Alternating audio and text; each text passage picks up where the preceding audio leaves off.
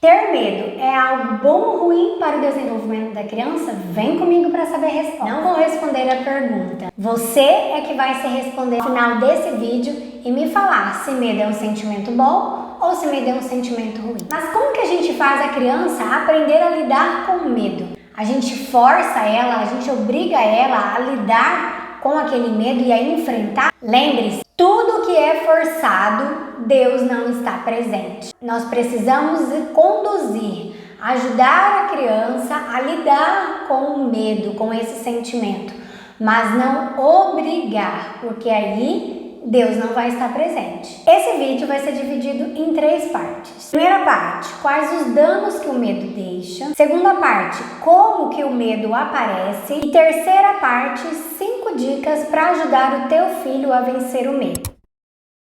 Primeiro dano, quem tem medo não fala a verdade. A criança, até aproximadamente 8 anos, tem um vocabulário limitado. A partir de 9 anos, o vocabulário dela amplia e ela começa a formar certos conceitos. Então, uma criança que até 8 anos tenha pais bravos, ríspidos, grosseiros, elas tendem a não contar a verdade por medo da reação e da atitude desses pais. E aí você corre um grande risco, porque a verdade liberta, a verdade gera comunhão e a verdade traz sanidade mental. Então, comprometer a questão da verdade na mente, no desenvolvimento da criança, é correr o risco de ter grandes danos na vida da criança. Então, a criança precisa ser estimulada a falar a verdade. Ela precisa ser apresentada a verdade, ela precisa ser estimulada à verdade. Segundo dano, o medo distorce a verdade, o medo distorce a realidade.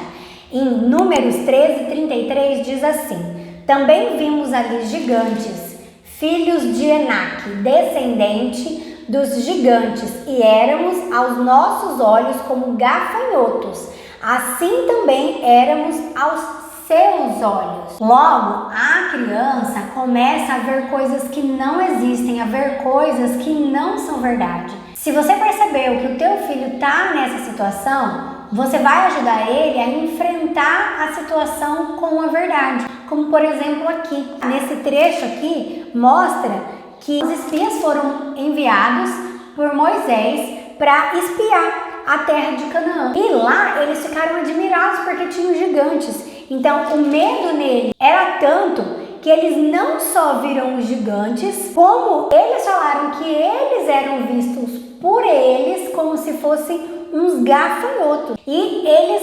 achavam isso deles mesmos e eles ainda falaram que os gigantes enxergavam eles como se fossem gafanhotos, de tanto que o medo estava aflorado neles. Então, a única forma de atacar essa questão na criança é tratando a verdade, é apresentando a verdade diante de uma situação. Por exemplo, a criança no quarto tá deitada e ela começa a ter medo de ficar ali no quarto porque ela vê algum bicho em cima do guarda-roupa dela. O que você vai fazer para enfrentar? Acende a luz e mostra o que realmente existe ali. Você vai ajudar a criança a enfrentar o medo com a verdade.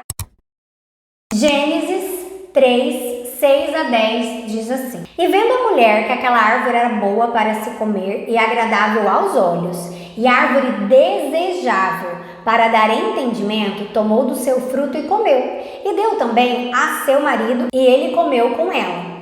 Então foram abertos os olhos de ambos e conheceram que estavam nus, e coseram folhas de figueira e fizeram para si aventais. E ouvindo a voz do Senhor Deus que passeava no jardim pela viração do dia, e escondeu-se Adão e sua mulher da presença do Senhor Deus entre as árvores do jardim. E chamou o Senhor Deus a Adão e disse-lhe: onde estás? E ele disse: ouvi a tua voz soar no jardim, e tive medo, porque estava nu e escondi-me. No momento que Adão e Eva pecam, eles perdem a presença do Pai. Eles passam a se ver como criatura de Deus e não como filhos de Deus. Isso por causa do pecado, porque o pecado faz essa separação entre nós e e Deus e o nosso Pai Celeste. Logo, o medo é formado por causa da ausência do Pai.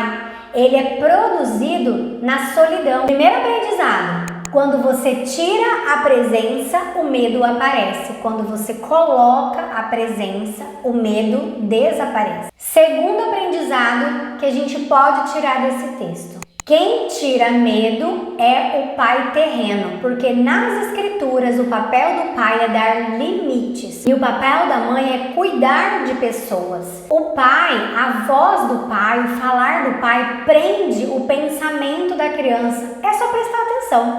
Quando você, mamãe, vai falar muitas vezes com seu filho e o papai chega e fala uma vez e já acaba naquele momento a situação. Isso porque o Senhor já fez tudo corretamente, dando os papéis para cada um. Nós mulheres sendo mamãe atuando dentro do nosso papel e os homens sendo papais atuando dentro do papel que Deus confiou para cada um de nós. Então, pais, aqui eu falo da figura paterna, que trabalham muito, dão essa oportunidade para que filhos tenham medo. E pais bravos demais, exigentes demais, podem produzir filhos medrosos. O pai precisa dar a presença dele na vida do filho e essa presença precisa ser leve.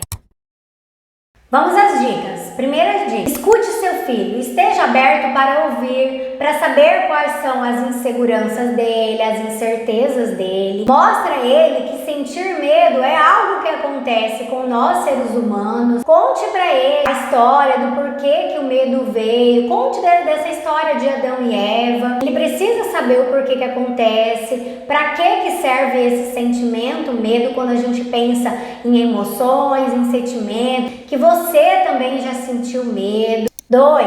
Ensine para o seu filho o que é o medo. Se você percebeu atitudes, comportamentos do seu filho que tem te mostrado que é medo e que esse medo aí começou a ser excessivo, que está travando ele de fazer as coisas, então chegue, converse com ele, explique para ele que o que ele está sentindo se chama medo. Dê algumas possibilidades para ele de como ele pode lidar com essa situação, como que ele pode chegar em você e conversar sobre isso. Explique o que é o medo, que tipo de sentimento que ele é, o que ele faz a gente sentir no nosso corpo, e não humilhe o teu filho. Em geral, a gente acaba fazendo isso com meninos. A gente acaba falando: nossa, isso é coisa de menininha, para de frescura, você já é grande pra isso, você não é mais nenenzinho. A gente acaba humilhando a criança porque ela tem medo de alguma coisa. E mesmo que para nós pareça bobo aquele medo da criança, para a criança não é. Ela está em período de aprendizado, inclusive do seu desenvolvimento emocional. E ela precisa de ajuda, tanto para esse desenvolvimento emocional, como para esse desenvolvimento espiritual. Porque, como vocês viram antes, o que eu falei, o medo, ele parte de uma questão espiritual, mas que a emoção também precisa ser cuidada. E também a gente também precisa cuidar com o outro extremo. Às vezes a gente não humilha, mas às vezes a gente exagera. Nossa, você tá com medo, então vem cá com a mamãe. Ai, já que você tá com medo do vento, tá com medo do cachorro, a gente não vai sair mais.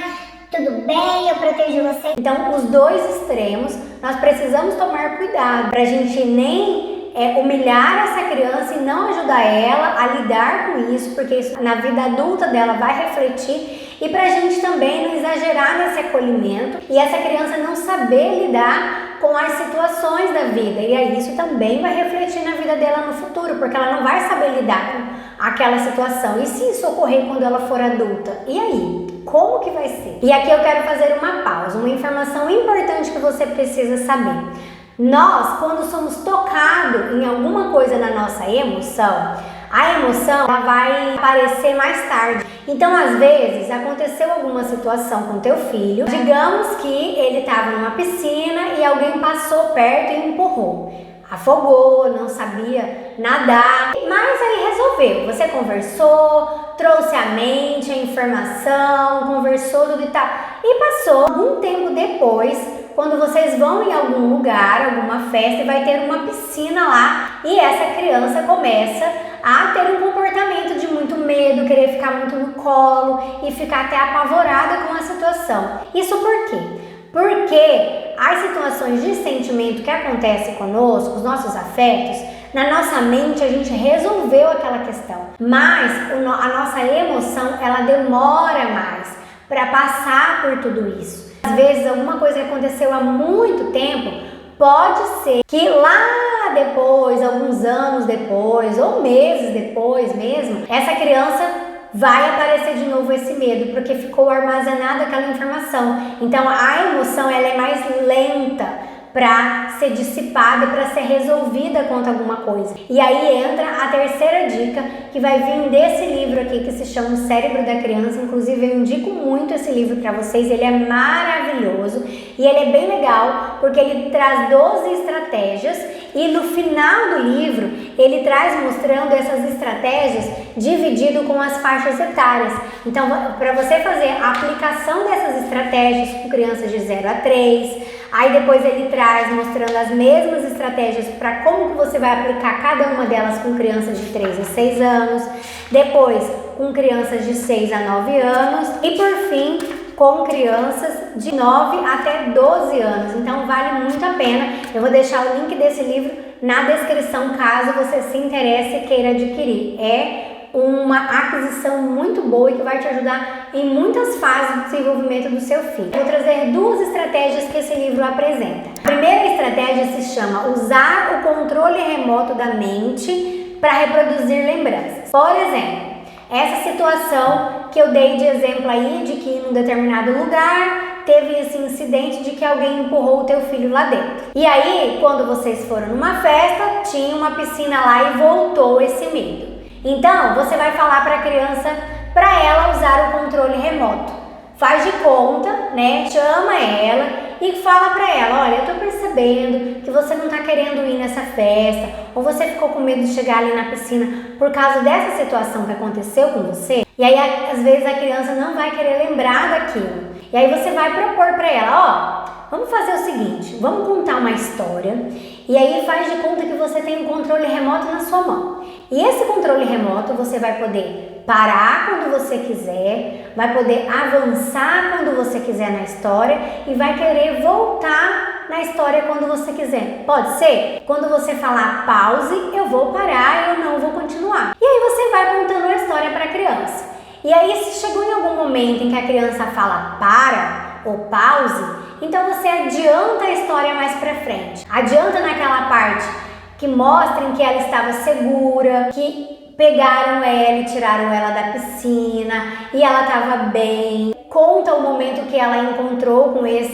essa pessoa que fez isso, né? E a criança veio e pediu desculpa. E aí chama a criança e fala, mas vamos voltar lá naquela hora que você caiu na piscina, essa parte foi bem assustadora, né? O que foi que você sentiu? Mas, se foi uma situação em que é com uma criança pequena, aqui no livro a indicação é que você use essa estratégia apenas para fazer um momento de contar histórias, de fazer com que a criança lembre, de forma tranquila, respeitando agora o comportamento corporal dela, porque às vezes ela não vai entender o que é pare, não quero falar comigo, mas ela vai dar para você pistas com o comportamento corporal dela. E aí você vai observando e vai vendo se você pode continuar ou não. Às vezes nós achamos que é muito ruim trazer essa questão da lembrança e de usar essa estratégia, mas não é. Segundo o que o livro traz, na verdade, isso é muito importante e faz com que a criança aprenda a ter forças para lidar com aquilo, porque agora ela está num ambiente seguro e está tudo bem. E a segunda estratégia que o livro traz é uma outra proposta também de contar histórias, que ele traz o nome dessa técnica que se chama lembrar para lembrar. Essa técnica a gente usa para fazer com que a criança aprenda a memorizar as situações que acontecem na vida dela. Então a gente já vai preparando essa criança para ela aprender a contar tudo para nós. Por exemplo, você foi buscar a criança na escola e você quer saber como que foi lá na escola. Então comece a fazer perguntas pequenas. Observe o teu filho. Então você está treinando a mente dessa criança para ela trazer essas memórias que ficam guardadas lá internamente para que saiam para fora por meio da fala. Assim vai acontecer quando ocorrer alguma coisa com medo, como por exemplo, quando a criança passar perto de algum portão e de repente vir um cachorro rápido e latindo. E aí, essa criança começa a ter medo de cachorros. Então, vai servir para esses momentos em que você vai falar: lembra aquele dia que a gente estava passeando e de repente veio um cachorro? Nossa, aquilo foi assustador, né? Um cachorro veio latindo alto, né? A gente tampou até os ouvidos porque estava um barulho alto, deu um medo, né? Mas ainda bem que tinha um portão que separava o cachorro lá dentro e nós aqui fora. Então, essa estratégia do lembrar para lembrar vai ajudar nesse momento. Então, eu achei muito legal essas duas estratégias que o livro traz. Vale muito a pena vocês lerem melhor para entender melhor, porque eles trazem exemplos aqui para vocês entenderem na prática melhor ainda como funciona cada estratégia. E a quinta dica que eu quero deixar para vocês é: pai, diga que você está ali. Como eu disse para vocês, a figura do pai terreno, ela vai conduzir a criança para o pai celestial. Mas, para que a criança entenda o pai celestial, primeiro ela precisa ouvir do pai dela, do pai terreno, que ele está ali para ela, que ele está ali para proteger ela, para cuidar dela. Então é muito importante que o papai fale para o seu filho: eu estou aqui. Se ele tiver, por exemplo, medo de um escuro, como eu sugeri antes, né? Então, se ponha para a criança: filho, eu estou aqui. Se você ficar com medo, chama o papai está aqui. Para que depois você faça alusão para ela de que o papai celestial, ele ama nós, ele cuida de nós. Então, a criança, principalmente até 3 anos, ela está no período de formação em que ela não entende coisas abstratas e Deus é algo abstrato para ela. Então, ela precisa entender primeiro na função do pai terreno, que ele traz segurança, que ele cuida, para depois ela entender que o Pai Celestial é o nosso Pai de amor, que é o Pai que cuida e provê tudo e traz a segurança e nos guarda de todo o mal e de qualquer situação. Pois Deus confiou os filhos nas mãos dos pais. A visão que um filho tem de Deus está muito atrelada à visão que eles vão ter do seu pai, que principalmente a figura paterna. Então é muito importante essa sua fala e é muito importante a presença do papai na vida dessa criança. Eu sou um exemplo claríssimo disso. Na minha infância, o meu pai foi extremamente rígido conosco.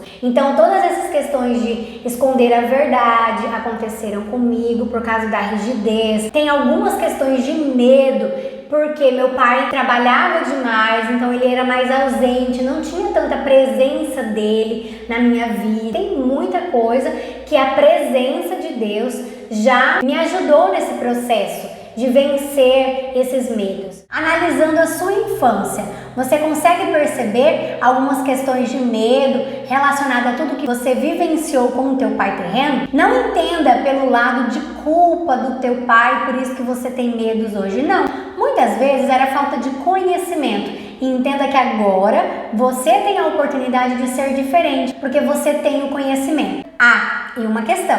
Pode ser, mamãe, que você pense que você não vai conseguir fazer muitas coisas para ajudar o seu filho a lidar com medo. Você vai sim, mas entenda que você vai arranhar no cérebro, na mente do teu filho, o conseguir lidar com medo. E que nessa questão, nesse assunto, o pai vai ajudar muito mais o filho a lidar, por conta de tudo isso que eu falei pra você. Mas que você, mamãe, continua tendo um papel importantíssimo na vida e no desenvolvimento do teu filho. E aí? Curtiu esse vídeo? Então deixe seu like. Ainda não é inscrito no meu canal? Considere se inscrever. Aguardo você no próximo vídeo do meu canal. Deixo esse vídeo como sugestão. Beijinhos, te aguardo lá.